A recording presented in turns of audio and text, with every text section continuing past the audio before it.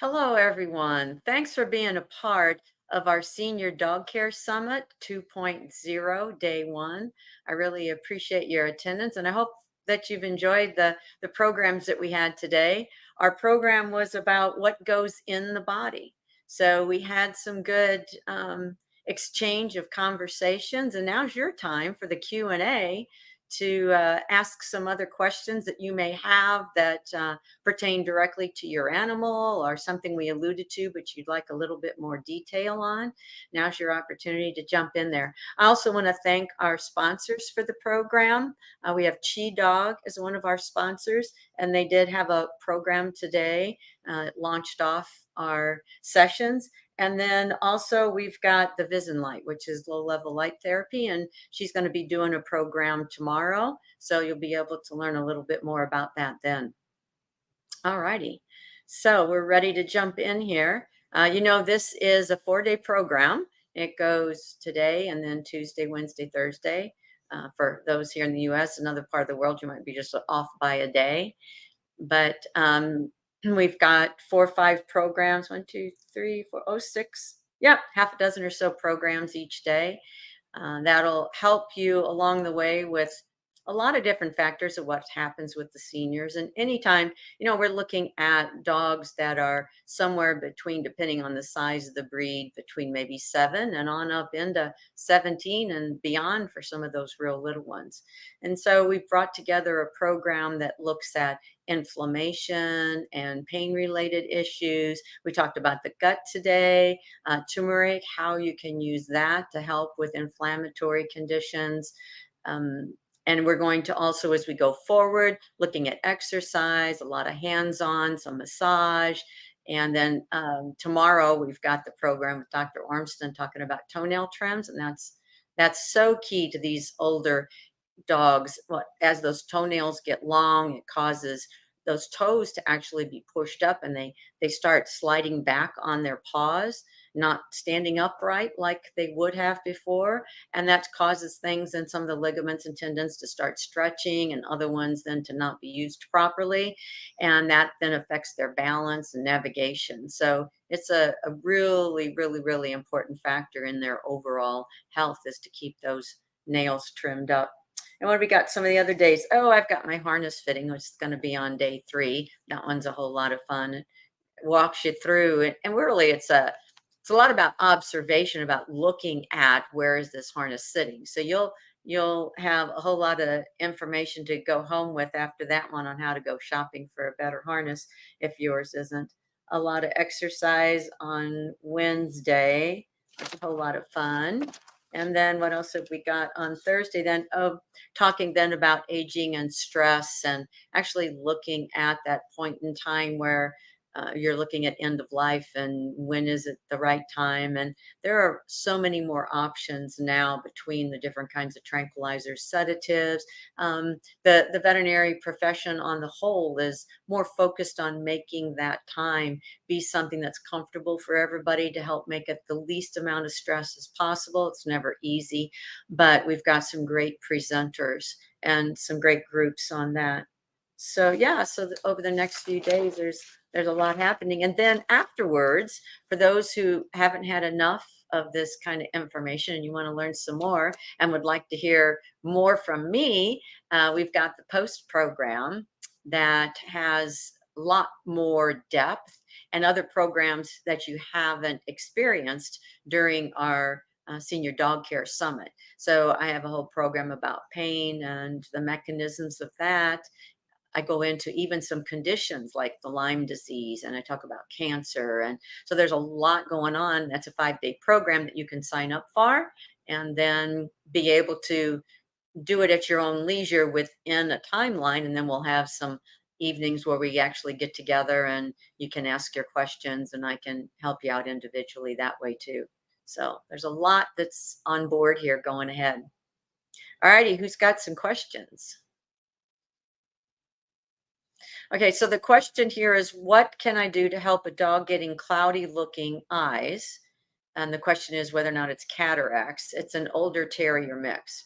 So The older eye change is called lenticular sclerosis. So it does happen in the lens, the same place where cataracts form, but it's not the cataracts look more like a marble in the eye, in that lens. And this is just an increased density within the lens that causes it to get this bluish gray color to it. So then what happens is that the lens doesn't accommodate light changes, and you're not getting the same amount of light back on the retina, and so it's not exactly a blinding, but it does. It's kind of like putting a screen or some kind of a patch over your eyes that's not maybe a sheet where you can't see clearly. You can still see through it, but not as good as you did before.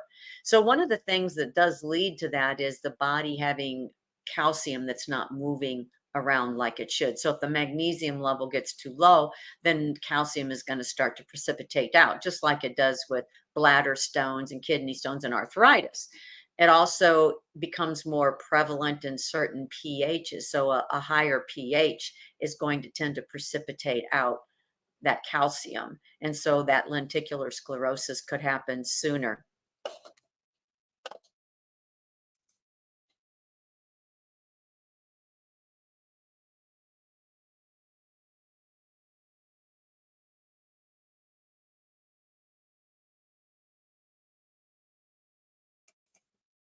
Okay, sorry about that. I'm back now, talking about the lenticular sclerosis.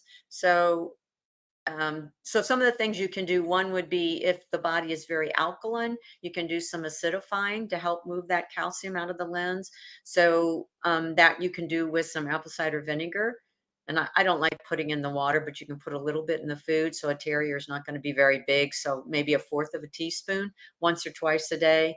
Other things that can help them just in the home environment is keeping more lights on at night. So as if there's bright daylight, they can see better. But as the evening comes on and the lights are dim, that's when they can't see as well because there's not as much light to get to the retina. So in that situation, then having more lights on in the house or having little night lights along the floor, like plugged in, where they can it can help brighten the pathway for them. That also helps too.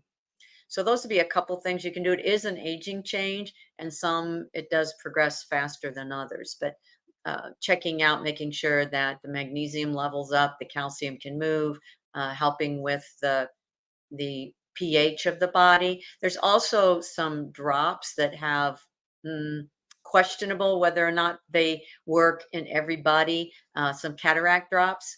So you could look into those now too and see if that's available where you live. And just little drops you put in the eyes, and in some individuals that helps as well. Alrighty. All right. Kim has an 89 bully breed, 14 years old. Okay. He's on Laps of Love. All righty. That's the program that does do the at home euthanasia. They gave him some anti anxiety medication. Plus, he's also being given gabapentin. Okay. So it could be a lot of medication. The thing about the gabapentin is that it can make problems with balance. It works at the brain center to help reduce pain, but also it can affect the nervous system, and it can cause one to have ataxia and stumble and not really know where they are. It's a synthetic opioid of sorts. And so you could end up seeing your dog having more difficulty getting around than what it had before. So sometimes people think that they're actually deteriorating faster when actually the gabapentin is too high of a dose. Gendy, can you put the rest of the question back up there? I didn't get to read all of it. I kind of started halfway through. He is just out of it. Yeah, along with ultra relief. He's just out of it, meaning that he's like not himself.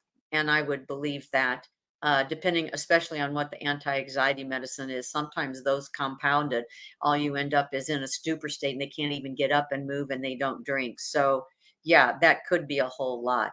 There's a difference between being in pain and needing things for pain and whether or not he truly has anxiety. So I agree with you that it would appear, depending on those doses, that maybe for his situation and his body metabolism, if the liver's not breaking it down and moving it out, then it's going to stockpile up in him a bit.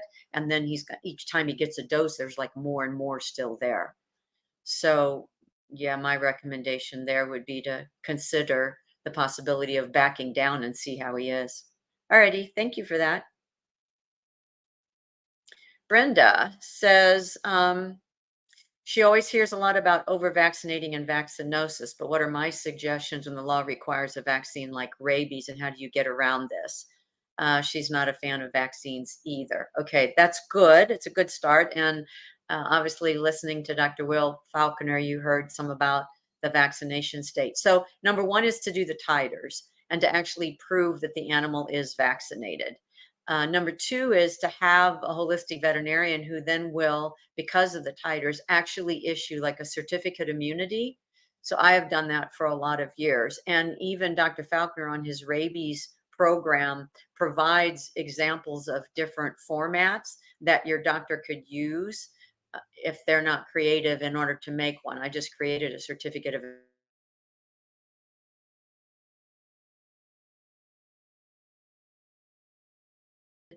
to this degree. And that's even better than just being vaccinated, because with the titer testing, you're proving that they have enough immunity, that they have immunity, and that they're not going to infect anybody or contract it. So it's an extra thing. And then you also have the situation where, like, anybody who's ever had cancer should not be vaccinated at all. Animals that have a weakened immune system should not be vaccinated at all. And so there are considerations where the counties, they don't want to be responsible for some animals having a huge medical expense because they required that vaccine again when they've already had plenty, and with having a titer. So in some of those you can get a waiver, so there can be a waiver of a vaccine requirement also. So there's more and more of that happening in some states. You have to check out, some states are not as diligent about requiring it. Some counties are not as much in that. Really depends on the wildlife and how many wild animals are going, because of the fact that the rabies in particular is communicable to humans. So there's a little bit of a bigger concern on that one for people. But if your animal's not out running, and certainly if you have any of those compromised states, then you should at least get a waiver. And I always do ask that the client would have a titer test run first in order to prove that there is enough, that there is immunity there. All righty. Another question? While we're waiting for something to come in, you can click on vitalanimal.com and get some more details about the vaccinosis, um, and the vaccine programs. And part of it is you getting confident enough that you are comfortable to just stand up for yourself and what you believe in, and not wanting your animal to be over vaccinated. I recently had a client with a young dog that, I mean, he was not even a year old. And after a series of vaccines, he developed an autoimmune joint problem and couldn't get around and had a fever of unknown origin. And it was all in the right timeline associated with all the vaccinations. And we had to do quite a little bit to get him back into a condition where he's like the young one that he should be. And they were told initially, that he would have to be on prednisone his whole life. And, he's already off of that. But it's definitely a concern about all the different disease conditions that can come about because of the vaccinating that takes place. And also, just to booster anything that you have, is part of that is keeping that high quality of nutrition going to them. So if you do that just as a base point, you're going to be able to support them being able to have an immune system that is going to be functioning well. Okay, Kim says, about, this is in regards to the extra medication that her dog was on at the with the lapse of love. Should I still give Heartgard while end of life stage with his medication? Yeah. It takes a bit of time from when they're bit by a mosquito for that, for being bit, the larva being injected into them through the saliva of the mosquito, it making its way through all of its stages and up to the heart actually takes about 6 months. So probably at this stage, there's not get continuing the heart guard is not going to make that much difference, because I would assume if you're at end of stage, you're looking at weeks and not like years of life still. So I would say for those reasons that a heart guard chewable or tablet, whatever you're using there, is not something that's going to make or break it compared to the over sedation effect and how he feels just foggy all the time and probably not too interested in doing much in life.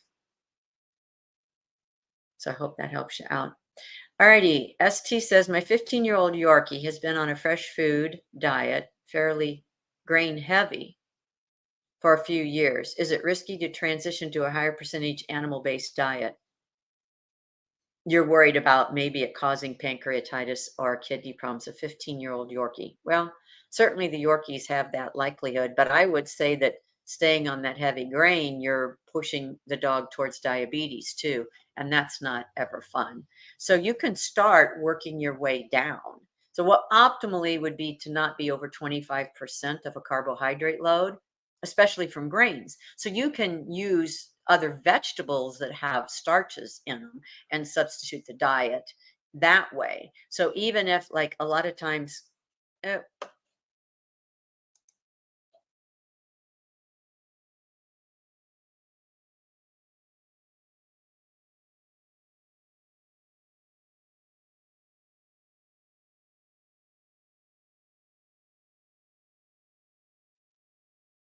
alrighty, sorry about that. I've never had this happen before. So I even upped my cable network for my Wi-Fi. But any rate, let's see here. Yendi, refresh my memory. What was I talking about?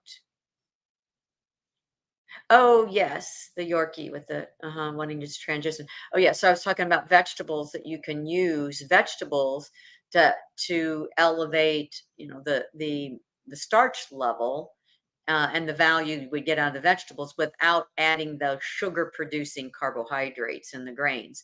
So, like rice is very glycemic. The least glycemic of the grains is millet, oats and barley. Those are the least glycemic. So for diabetic type patients. So if you wanted to transition off of the grains, get the rice out, maybe substitute that for oatmeal or millet, and then continue to try to get closer to that.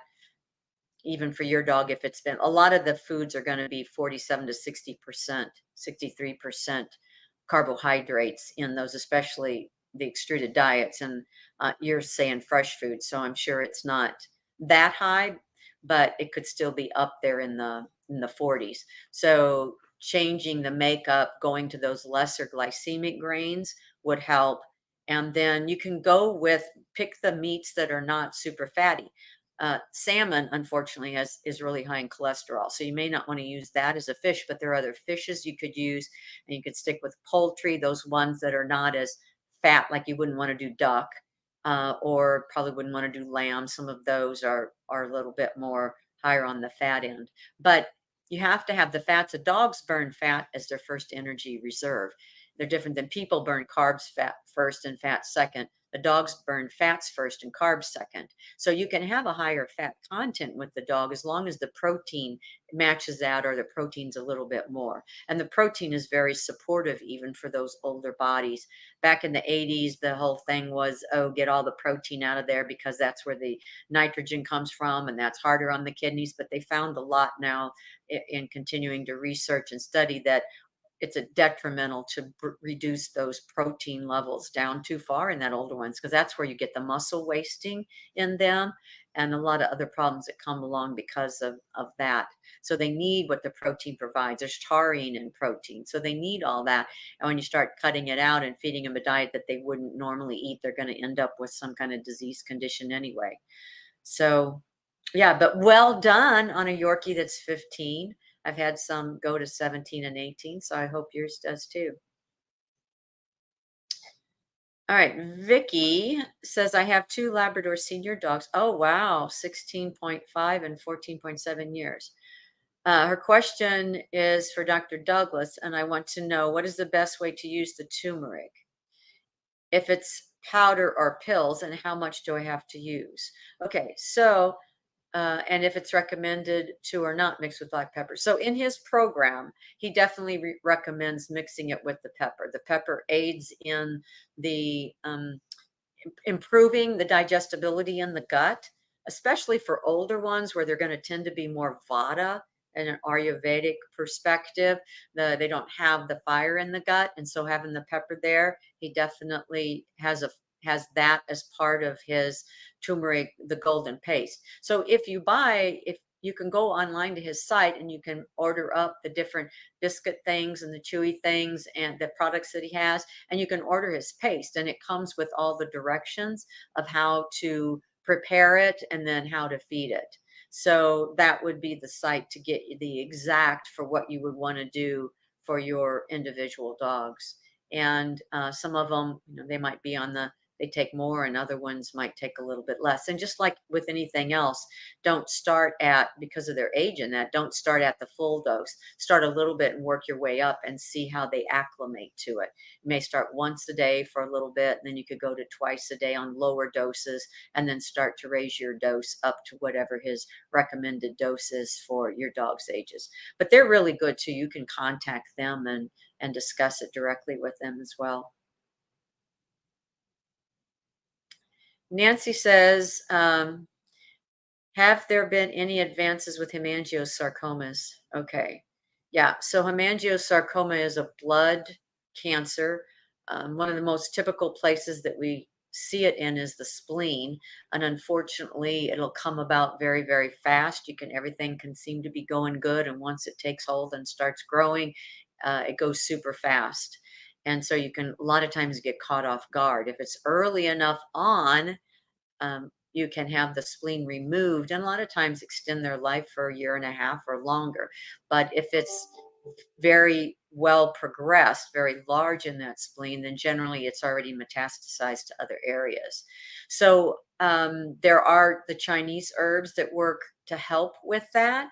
And if you have any detection of that whatsoever, or in your dog's bloodlines, if you have ones that their background and others have had that, you may want to go ahead and start that at an earlier age and get that going in them, and that can be helpful.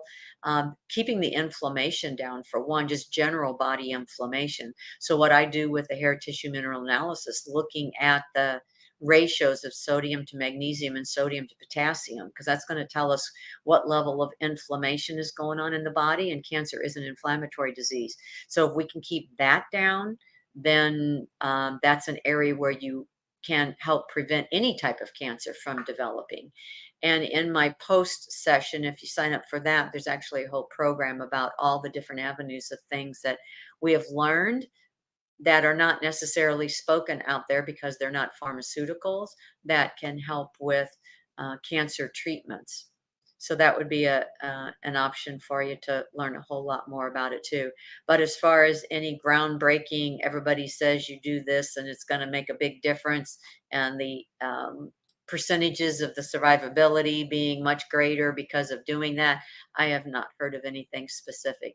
And also, it's one of those where, too, being able to keep toxins out of the body, like supporting the liver, the organs of elimination. So the liver, the kidney, the lungs, the skin, as long as they're healthy, then you have a better chance too of the body keeping those toxins out. And there's things you can do even just to help the spleen along. Standard process has desiccated spleen desiccated, and the protomorphogens from the spleen, and that can help protect it as well. Alrighty, you're very welcome. When talking about carbohydrate macro percentages, is that based on calories or dry matter weight? Okay, so so you can do it either which way. So like on a bag of kibble, for example, it will give you, you start with 100%, and then it's going to give you the percent of protein that's in there, and the percent of fiber that's in there, and the percent of moisture that's in there. So you'll subtract those things from the total. You don't subtract the fiber because it's actually a part of the carb, but the protein, the moisture, the fats, you're going to subtract those from 100, and that's going to be the percentage of carbohydrates that's in your food. Now, when you're doing it and it's a moist food, you have to take out the moisture content. So there's a few extra steps to that you have to do in that formula when you're feeding a moist diet. But so it's a dry matter basis. You'll have to take the moisture part out. So there's a few extra steps. And if you want to know how to do that, I actually have the little formula. It might be on my site, but it's been so long ago I can't remember what all I've got on my nutrition tab. But calculating carbohydrates, if you want to do that, then just send me an email and I'll get that off to you and send you a yeah a page that walks you through how to do those steps for the dry matter basis on the moist food. That was a good question. Any suggestions for managing cough due to tracheal inflammation? Okay, so um, first off is to get the inflammation down. If the inflammation's there, not there, then there probably won't be the cough. So we have that typical tracheal collapse that happens in certain breeds. Yorkies certainly are one of them, but there's others. And the reason that the cartilage in the trachea is the shape of a C, and where the C is open, there's actually tissue across there, and that C should be a nice round shape. And as they get older,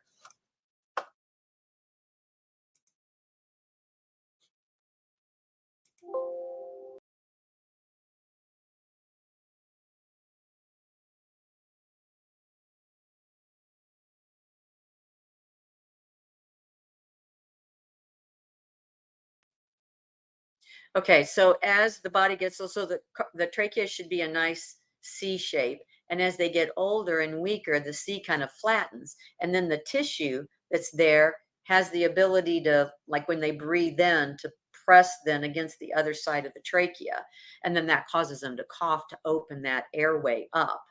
So when I look at the hair mineral analysis testing that I do, if the calcium and magnesium has been low for a lot of their lifetime, any part of the body that's supported by those minerals, certainly cartilage and bone and muscle, and includes the heart, um, those areas are going to be weak.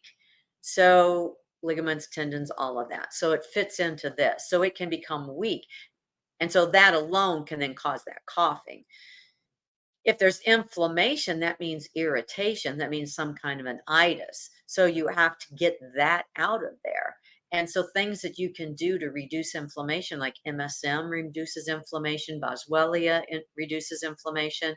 We were talking about the turmeric today. So there's a lot of different ways you could cut that inflammation. Also is improving, like a lot of individuals as they get older, if they're very sympathetic dominant, it's going to tend to be dry when your fight or fight or flight mechanism is running, then digestion is turned off, but also you tend to get dry. That's why cottonmouth when you get nervous. Okay, so you don't have that saliva being produced, and mucosal layers are not being lubricated because the body is looking at getting things reduced so that you can run really fast.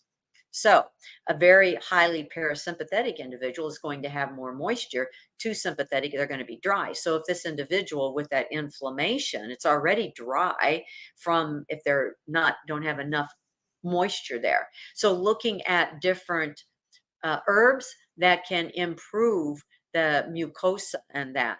So there are some that mullein leaf is one that's really good for helping that. It also helps with the cough and if there's fluid in the lungs. I take the tea leaves and have folks then take those tea leaves and make just like a tea concoction and then pour a little bit of that and mix it in with their food every day. It does a really good job of helping that. And there's slippery elm and there's some other ones too that do a good job. So I would look at improving the mucosa to make sure that the individual doesn't have, it's not too dry if they're very sympathetic dominant, which is the ones that are very anxious and high strung and things like that.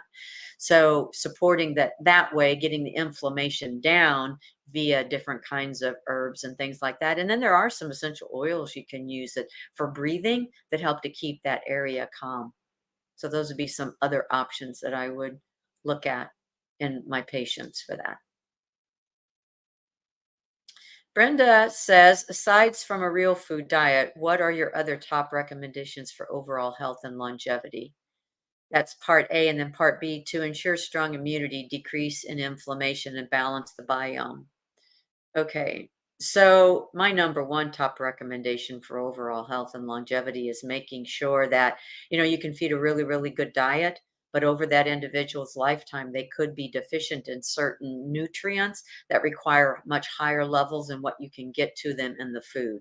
So to find out where the necessary minerals are really targeted in the interstitial fluid, which is like the refrigerator in the cupboard, it's where all the fuel comes from, the food, the energy, the food sources. So the amino acids are in there, the fatty acids are in there, antibodies are in the interstitial fluid. Everything goes through the interstitial fluid. The lymphatics is part of the interstitial fluid, and it also has the toxins and things. So we also want to find out if there's toxic metals in that, and the hair test does all of that. So that's my number one, is like finding out the original issues way, way, way back, and then starting to work through that. That's part of building that stronger body. You can throw all kinds of things at them, but if it's the wrong thing, you just create a bigger imbalance. So that would be one thing. And the other thing that I'm very, very keen on is chiropractic. It's keeping those joints being able to move with fluidity as much as possible so that the dog can get up better for many, many more years. The nervous system is free to function and flow. All the body organs and systems are being innervated like they need to be, so that things aren't dying out and becoming senile and stiff and rigid, and everything needs to be bathed, and that's going to happen best when the all the joints in the spine and the joints of the legs are all working. So that helps them to be happier too, because they can get up and navigate. And then from there, then you're looking at what else do I need to do as they reach certain stages. So while I utilize the vengeance transfer factor, it's called motherboard, and that's really, really good for the immune system. But there are some that are fine. You don't just prophylactically give something whether they need it or not. There may be times as they age that you go, okay, now would be the time for that. But again, you don't want to do the cocktail and just start throwing in all kinds of things, because it throws other things out of balance. So getting the hair tissue mineral analysis done so that you actually know what's skewed, then you know exactly the nutrients to put in the food and to support that high quality diet that you're doing. And also talking about the microbiome. Thanks for reminding me about that. There are a lot of folks. I talked with Dr. Odette Suter just a couple weeks ago. I was having a conversation with her about, I wanted to know a little bit more about, now that they've been doing the microbiome. I asked her, what's the percentage of individuals that have that microbiome testing done and they do the implants? How many on the first test are actually successful? And she looked around a little bit and she says 0. Whereas earlier when they started, they felt like they actually got some on the first transplant that were successful. Now we're looking at several transplants. And I'm seeing this in the clients that I work with that come to me from all over the world. And this may be their first visit, but I'll see that they've been doing the microbiome, but they're not having success with it. Well, so I discussed with her the fact that, well, first off, one of the things she mentioned was that Margot Roman says those individuals with very low cortisol have a difficult time establishing the right microflora. They can put them in there, but they can't survive. And we can detect, we know on the TMA test, the hair tissue mineral analysis testing, if that individual has a weak adrenal gland function and low cortisol, it's right there on that test. So that tells me that a lot of those that are in that category explains why the folks doing that testing and then the expense of those implants and the capsules that you give has not been successful. But also, my other thought was that they have living in them, the dog has whatever that microflora is because of whatever else their body pH. Now, certainly you can change the diet and change things, but if it's still not successful, to me, that was saying that there's certain nutrients that need to be present for that colony to survive. And if those nutrients are not there at the right levels for that individual, so there are some breeds we look at, like Siberian Huskies and Dobermans and Dachshunds, they don't metabolize zinc like others. And so it can be in the food, but they don't get enough out of it. And maybe it's the type of the zinc. So they need more zinc than others. And zinc is very, very key for keeping inflammation down. It's the number one mineral for bringing down inflammation. So it could be something like that mineral. It can also be vitamins, like the B vitamins, if they're not there. But there's certain times with inflammation that we don't want to push the Bs because they're very stimulatory, and that's going to raise the inflammation more in that individual. So there's a lot of interconnection. But I think the microbiomes that aren't establishing themselves when you've done the transplants is has a lot of this to do as the bottom line. Those weak adrenal glands, not enough cortisol, and the whole environment is just not adequate to establish those. In the old days in the United States, back in like Nebraska, Kansas, even in Missouri, there was a lot of quail that lived here because the crops that they lived off of were being planted and farmed, and that's changed a lot. And so nowadays you could take very healthy quail and put them in those areas where they used to live, and it wouldn't be very long, they'd die off, they wouldn't populate, they'd go somewhere else because they don't have what they need to live off of. And so I think that's some of the microbiome issues.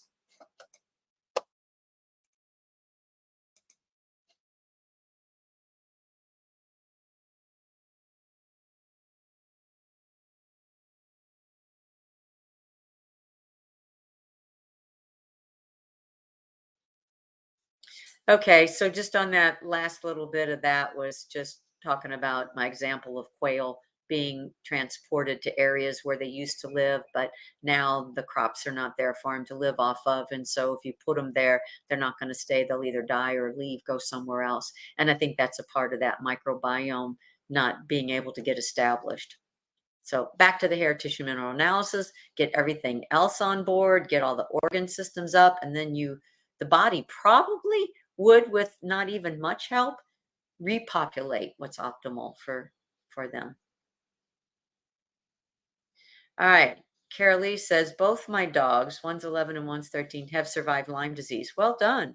Would they now be protected against Lyme, or should I be vaccinating? Okay, so you never would vaccinate. Once you've had the disease, just like people get chicken pox, you really don't ever need a chicken pox, or measles. You wouldn't be vaccinated again. Once you have, like parvo, dogs that have parvo, they really have such a high immunity, they should never be vaccinated. But unfortunately, it's in the combo vaccine, so a lot of them get it again and again, and that creates some of the problems that we see with that hypervaccinosis. But Lyme itself, the Borrelia bacteria, is actually works in what I call a trifecta. So this bacteria likes to hide, and it likes to hide behind heavy metals. So lead and mercury are the two that are the most agreeable for the Borrelia to continue to inhabit.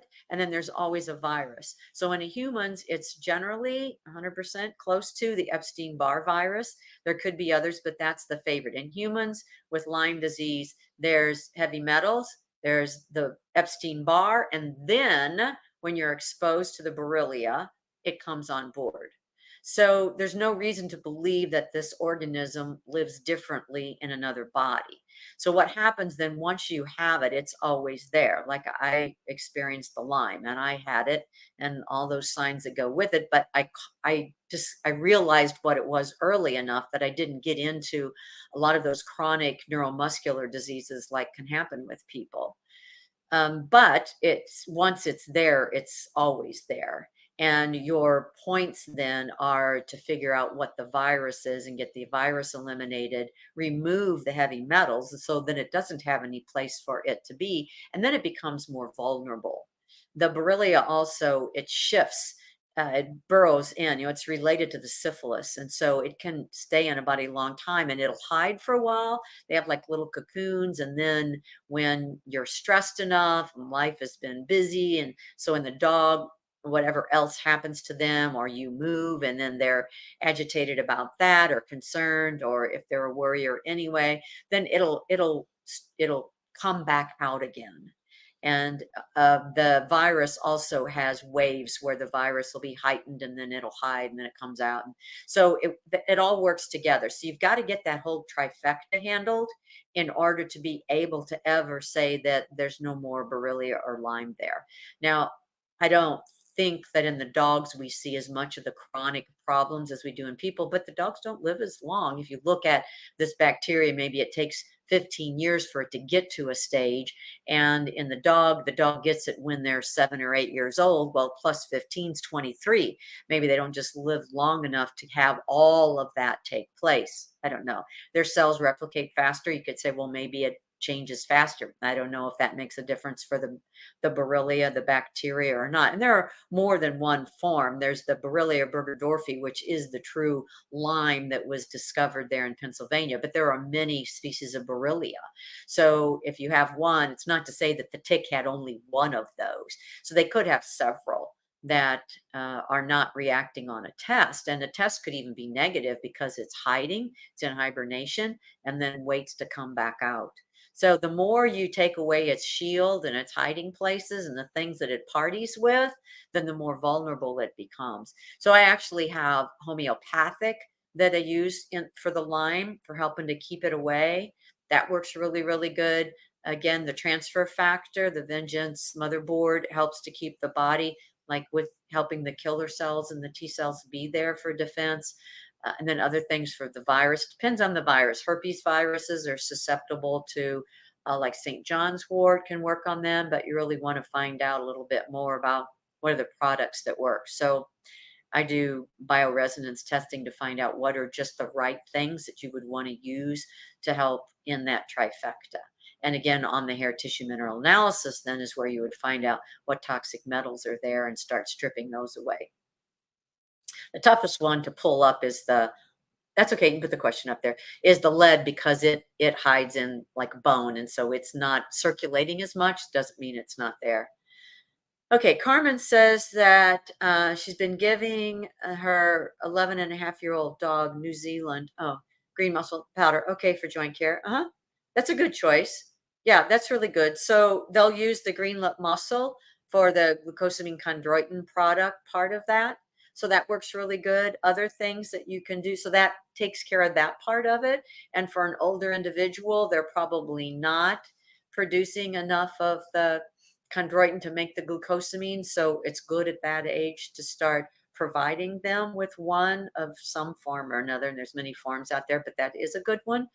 And then you can add in other things to help with the inflammation if the joints are kind of creaky and slow. So again, boswellia, which is frankincense, it comes in like powdered forms and tablet forms. I use Mediherb, which is out of Australia, as a tablet. It also has ginger, celery seed, and turmeric in it. Um, Banyan Botanicals has a powdered boswellia that I like, and then also you can use essential oils, frankincense as an option there too. Copaiba and the essential oils can help, but that's a good choice. Any other? Okay, very good. Oh, Carol Lee says she had another question. Cost wise, okay, I have switched to a raw food company selling food in bulk. Okay, very good. It is not for human consumption. Okay, should I continue feeding it? I would say so. Not for human consumption means they haven't spent all the money to have it like certified, or they're not buying it from those producers that have it certified to go to a human. So those could potentially cost more. So maybe yours is more affordable, but you can also talk to the company and find out, who do they buy them from? Where are they getting the meat? Is the meat coming from a local farmer that they purchased their product from? And so that's why it's not labeled as for human consumption, even though somebody else would buy some of their stock and then slaughter it and then have the meat for themselves. So there's reasons why it may not say that on the package, but I would want to talk to the producer.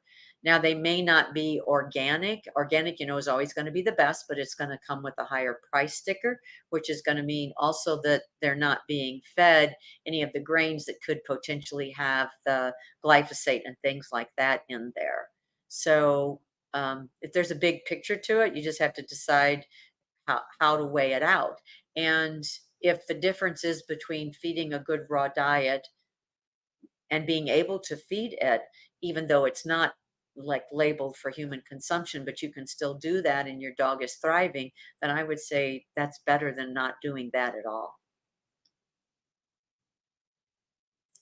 Okay, Monica asks, which is the connection between pancreatitis and a cardiac condition? My 4-year dog has a very scarce situation. I feed her with natural foods. So I would say that that she has a big heart genetic and high levels of lipase. Okay, I have to use a low fat protein, but I don't know about other supplements. Okay, so she's got the heart condition. All right, so the heart condition you're saying is genetic, not inflammatory per se. So you're going along with the heart. What breed of dog is she? Maybe you told me already, but she's probably putting it in there. Okay, so I'm not going to say that there's definitely always a link between heart and pancreas. That's other than the fact that they're both inflammatory conditions. They also could be parasitic. Pancreas has a problem because it's not an encapsulated gland or organ. It's a gland because it produces hormones, but it also is an organ because it does other things. But it's not. It doesn't have like a protective seal.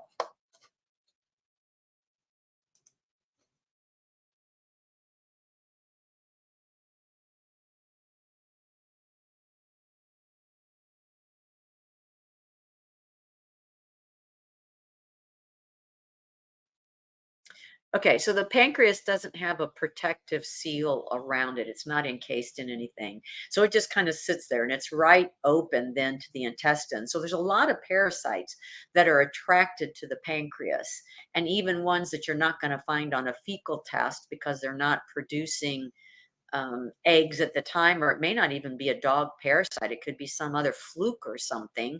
There's lots of different flukes that they can pick up from water sources that are very microscopic, and then they can harbor there. So a lot of pancreatic problems are really because of the inflammation that comes about because of some bizarre parasite. So there's a lot of that that goes on with the pancreas that creates the inflammation. And then when it gets inflamed and gets irritated, it kind of starts auto digesting itself and it starts producing those extra enzymes. Now, the interesting thing is that your animal has the elevated lipase, and lipase is actually the enzyme that breaks down fats. So you would think that in order to balance the lipase, you would want to feed it the fat in order to get the lipase out of the body. It's just kind of an interesting scenario. So, yeah, no connection between the two other than there could potentially like vitamin E can be really, really important for the heart. And then that might all be something also be something that would help the pancreas itself as well. You can also, again, use proteins that don't have as much fat in them, but the protein isn't going to get digested as well if you don't also have some of the fats. Also, the goal of protein is amino acids. So there's other ways you can add aminos into the diet. Whey has all the amino acids, eggs have all the amino acids, and also chia seeds has every single amino acid. So you can add those in to get a broader amino acid spectrum than what you might have with even feeding any kind of one meat or adding in beans. You've got to do a variety in order to get all of the amino acids provided. So there's probably a lot more we can talk about on that and ways to create diets that are nutritious because for the heart, you want to have the protein. You need the taurine that's in the real meats. But then they'll try to steer you away from that. But there's some kind of imbalance there, and I'd be looking at some other reason that is what it is. And there might be some other fats you can use too that aren't like animal fats that you could add to a food if you had super lean meat and then you got to add some fats. Maybe a plant fat wouldn't stimulate it as much. So, like flaxseed oil, or sometimes also ghee is very compatible for them for helping. That doesn't seem to cause the same stress that animal fats do on that pancreas. Could we talk Panis? Okay, so Panis is a condition, it's very common in German Shepherds, some other breeds will have it too, where the cornea starts developing a pigmentation, and it's always been considered to be linked to an autoimmune status. So, like anything autoimmune could attack the eye. The little dog I was talking to you about, that young dog early on, had some of that from that autoimmune that came about from the hypervaccinosis. He's on a steroid drop twice a day. That's usually the treatment for it. Can you be doing anything else? Okay, seems It was left untreated for a long time. 13-year-old sighthound found wandering in the bush. Oh, oh, that's sweet. So that you've taken him in. All right, has arthritis, so inflammation there, severely emaciated. Okay, yay. So he's getting up there. So it was just that he hadn't been fed. He couldn't get the food. He probably didn't really know how to hunt for himself. All right, so the steroid drops really are probably your easiest and the most significant for reducing that panis. There are things you can do to help the eye itself. So one thing would also be making sure that the tear film, sometimes as they get older, the eyes get dry, and that'll cause that pigmentation more.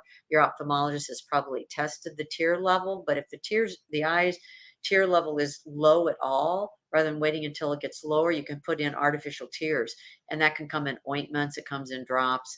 Ointment actually stays there longer, so you could put that in sometimes during the day to help the eyes be more moist, and that'll slow down the panis. There are other things that we can use for the eyes.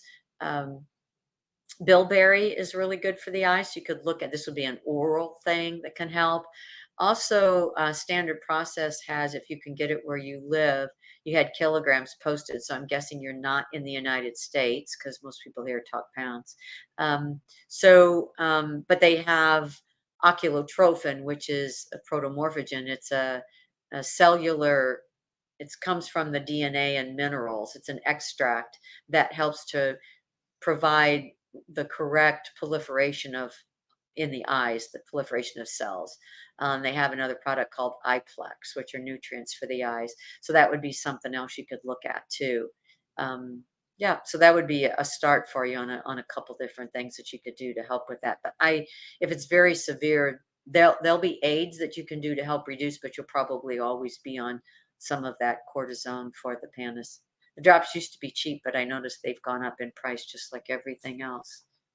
All right, any other questions? Oh, another Ava. Hello. All right, 11-year-old Maltipoo has valve disease. Okay, vet medin, that's okay, that's good. His diet is Stella and Chewy's free. Very good. Okay. Yeah, the chicken's fine, but you really should alternate the proteins again. So pick other freeze-dried options that they have because the chicken is only going to provide a certain amount of the amino acids. So doing other things besides just that. Other things for the heart is consider you could add in some extra taurine. Taurine is in real meat, but you can add that in. That's really, really good. Also, reducing inflammation. There can be inflammatory things going on that has created that. So the MSM, the Boswellia, cutting down the inflammation that way. Also with heart conditions, standard process has cardiotrophin. They also have a canine cardiac support that has the protomorphogen in there. Also, meat has CoQ10 in it. So if you're feeding real meat, you're going to get the nature's CoQ10, but you can also a lot of times add in ubiquinol or CoQ10 to help those. And I think I already mentioned vitamin E for the heart. So all of those can help the heart. And then also feeding heart. So if you can find some good heart source, that can also be a benefit. So like helps heal like. And that would be another thing that you could do too to help with the heart condition. Very good.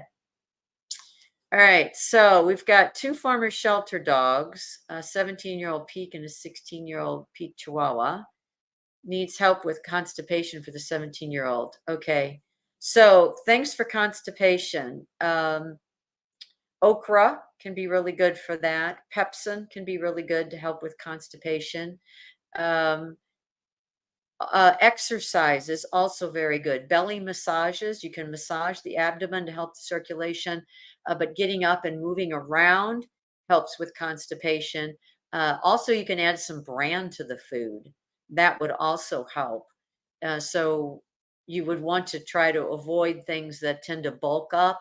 Like fibers are not necessarily good things, but like bran can help, which is a fiber, but not the high fibers. Sometimes that just makes more stool and it just becomes bulkier and bulkier. And if they're intestinal, sometimes the intestinal tract, as they get that old, just isn't moving like it should. doesn't have the input to it. If your animal has not been adjusted chiropractically, and for all of these geriatrics that we're talking about, any of them that haven't seen a chiropractor, that would always be the first thing. You can have innervation to the heart that's created that problem, innervation to the pancreas and the upper GI, that if there are subluxations, it's not happening. You can also have lumbar if you had any kind of stenosis going on. Um, Spondylosis happening, then if there's reduced innervation, then the gut isn't getting the signals to move. So all of those can make a difference on that constipation factor. MediHerb out of Australia is a product called Colax that can help with constipation. Some people will put Metamucil in. Again, that's a little bit more of a fibery thing. Also, a diet that's too dry could also lead to the constipation. So making sure there's enough moisture in that diet, that would also help. And then feeding more veggies and real meat, and then avoiding a lot of the grains, which would be bulky. Those would also be options too. And when you have ones that are that old, I'm not. Oh,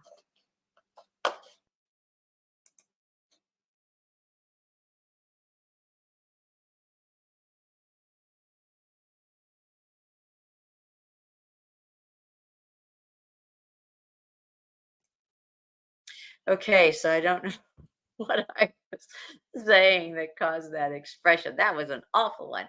Okay, let's see. We were talking about the constipation. I don't know where I left off at. If you have another question on that, you can plug it in the box there.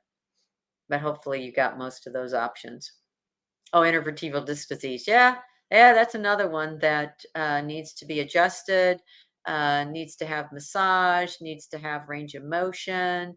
Um, Let's see here. She gets too cold. Yeah, for sure. So, a lot of those I recommend having like an electric blanket on where they can go lay on it. They used to, you could turn them on low and they would run all the time. Now the electric blankets, I think, turn off after a while. But that's also a good thing. Sometimes with that, also using laser, low level laser light can help with that IVDD. Definitely, though, the chiropractic, sometimes acupuncture can help those. Can turmeric help her disc disease? So in some individuals, it's going to be a good thing. Um, Animals that I go back to their dosha and whether or not they're vata, pitta, or kapha. And some of them are going to do better with the turmeric than others do. But it's certainly something that you can give a go because it does show potentials for that, for being able to help. Um, yeah, there's other products that you can do. Again, utilizing the boswellia, the frankincense, copaiba, um, MSM, things for helping keep the inflammation out. But a lot of this is about massage, the hands-on thing. So you'll get a lot more out of some of the other programs that are coming up. It'll be real important for you helping that one as well. There are just specific exercises that I do that I have on my exercise DVD that you can do to help. There's one that's called the slinky, where you're just taking their feet and you're pushing up, and then you do it on the next one and back and forth, and they should be pushing down into you, but you're mimicking that walking, or just taking they'll start to get flexor tendon contraction, their feet will start to curl. So you're just doing exercises where you're pushing those toes up, so they're getting that signal. It's kind of like imitating walking, and that's really, really important for helping them to not digress faster. All righty. I think we're at an hour. Let's see here. The last question. Did we have one more? Okay, one more. All right, Cowboy Seth, welcome. He has a 12-year-old German Shepherd Collie mix. That's a real good mix with a shaky leg. It walks and runs in the dog park. He has acupuncture laser. Um, okay, so he yelps a little bit when the laser or the needles go into that area. Yeah, so there's reasons that that can happen. Now, some of the reasons can be mercury actually affects the nervous system, and it can cause tremors and shaking like that. I would also consider not enough calcium and magnesium for the nerve impulses to be moving through the body correctly. I would also think about choline, could also be another one. That's choline is needed for the neurotransmitters acetylcholine. And if you don't have enough choline in the body, then there's not enough acetylcholine, and that's kind of like the jump start. Uh, A lot of times too, if their ATP levels get low, they can't refire again and they get more exhausted. The alpha stem microcurrent really does it stimulates ATP production 5 times higher than what a good body can do. And as the body's age, it's even more difficult to get that ATP production up every day and get it replenished. So it doesn't take much of it gets used and then they're just shot for the rest of the day. You got to just go lay down and sleep the rest of it off. So there's some things there to look at that could make a difference and help to get them stronger again from that perspective and help with those tremors. All righty. So I thank everybody for being here today and especially for your questions. Those were really, really good. I think they've added, I'm sure people who didn't ask the questions was interested in some of those, and you never know what you hear that you'll be able to use or share with somebody else too. So thanks for being here today. We appreciate our sponsors, Vism Light and She Dog, and we look forward to tomorrow. We got another good lineup of things, and tomorrow is preventing injury and reducing pain. So be on board for that. There's a lot of good info. It's going to be really, really fun. And I'll be with you tomorrow, same time, probably a different space. I'm going to see if I can get this dropping on the recording so that I don't have to keep going out and coming back in. So hopefully I'll get that corrected for tomorrow and we'll be rocking and rolling. So have a good rest of your day, whatever you got planned. Give some hugs to your dogs and give them a kiss on the noggin from Dr. Ava. I'll see you tomorrow.